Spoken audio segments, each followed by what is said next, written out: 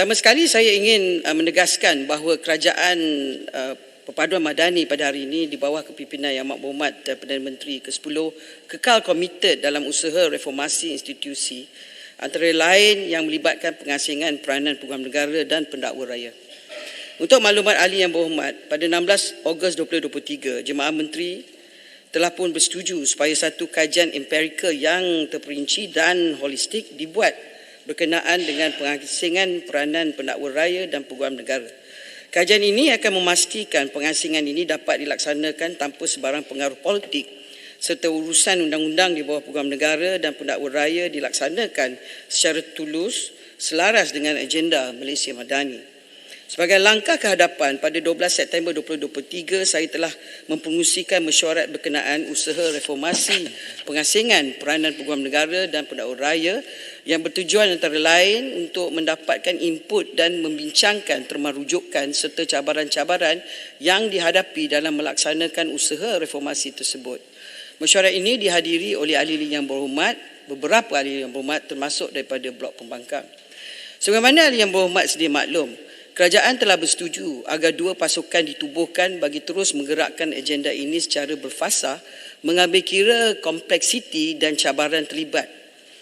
Fasa pertama, pasukan petugas khas kajian komparatif sedang menjalankan kajian berdasarkan keterangan dengan izin evidence-based research ke atas beberapa buah negara bagi meneliti dan merangka model yang paling sesuai dalam konteks Malaysia dengan mengambil kira Shawcross Principle dengan izin dan the Doctrine of Independent Aloofness dengan izin.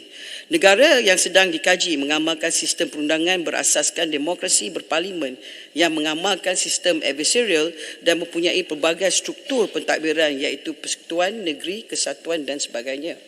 Untuk maklumat ahli yang berhormat, pada 10 Oktober 2023 iaitu esok, saya akan mempengerusi mesyuarat yang seterusnya untuk mendengar pembentangan hasil kajian awal berdasarkan pendekatan doktoral mengenai pelaksanaan pengasingan peranan pendakwa raya dan peguam negara di 9 buah negara iaitu England dan Wales, India, New Zealand, Australia, Canada, Afrika Selatan, Ireland, Kenya dan Amerika Syarikat. Tan Sri Yang di-Speaker, saya ingin juga menekan di sini bahawa dalam fasa kedua, pasukan petugas khas teknikal bagi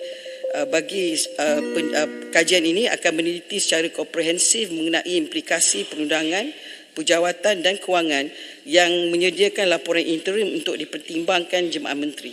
Untuk maklumat ahli yang berhormat, implikasi kewangan yang terlibat bagi melaksanakan inisiatif ini adalah tertakluk kepada model yang akan dikenal pasti berdasarkan dengan izin evidence-based research yang telah saya nyatakan sebentar tadi.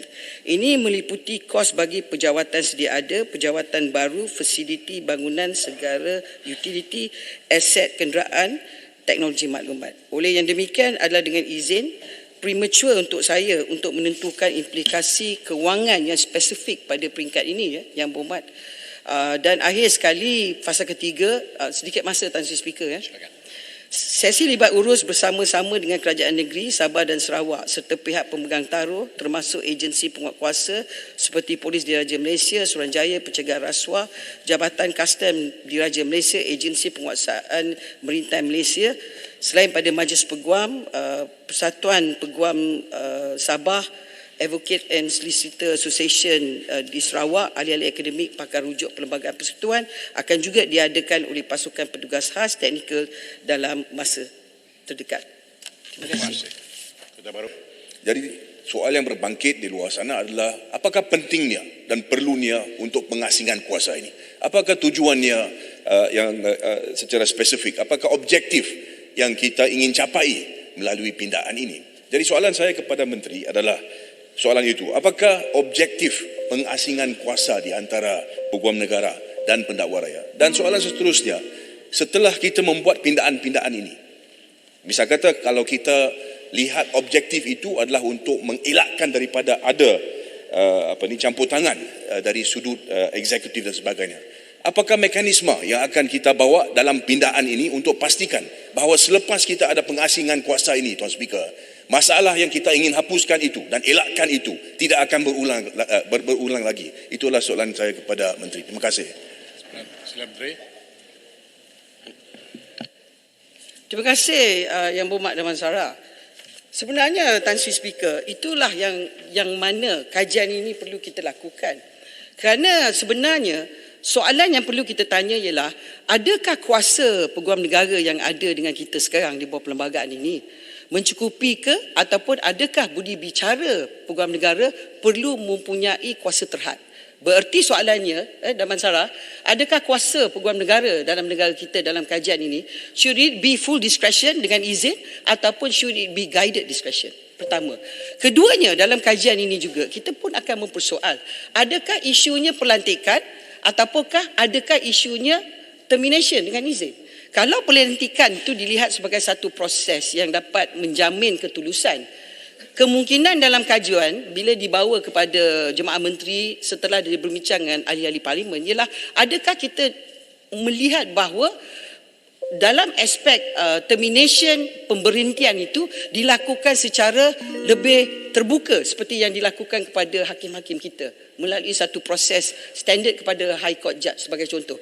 Semua soalan-soalan ni kita akan lakukan dalam kajian kita yang saya sebut tadi. Sebab soalan yang ditanya oleh Yang Berhormat Daman Sarah tu dan juga Kota Baru tu memang betul. It depends on apa sebenarnya objektif yang kita nak tengok daripada proses ini. Tetapi saya perlu menekankan di sini ialah kita tidak boleh lari bahawa akan dikenakan kos kepada negara kita. Sebab dalam mana-mana negara, pengkhususan itu mewujudkan satu pendakwaan yang berkhusus. Tetapi pada sebuah negara lain di Amerika Syarikat, pendakwa raya di peringkat federal dan juga negeri-negeri semuanya adalah orang politik yang voted in, diundi oleh rakyat mereka kepada pendakwa raya tersebut. Maknanya the Attorney General is voted by the people di Amerika Syarikat. Itu sebuah negara yang mengamalkan demokrasi. Tetapi adakah itu kerana menilai kepada elemen demokrasi, ketulusan, ataupun adakah itu menilai kepada tuntutan yang dibuat oleh rakyat yang memilih jenis peguam negara yang mana? Jadi pada setakat ini, pada hari ini 9 bulan Oktober, saya memang tidak dapat menjawab semua soalan yang ditanya sebab kita memerlukan kajian yang lebih berhati-hati supaya pindaan kalau dibuat pada perlembagaan, pindaan ini tidak akan menjadi satu sesalan kepada negara kelak. Terima kasih Tan Sri Yang di-Pertua.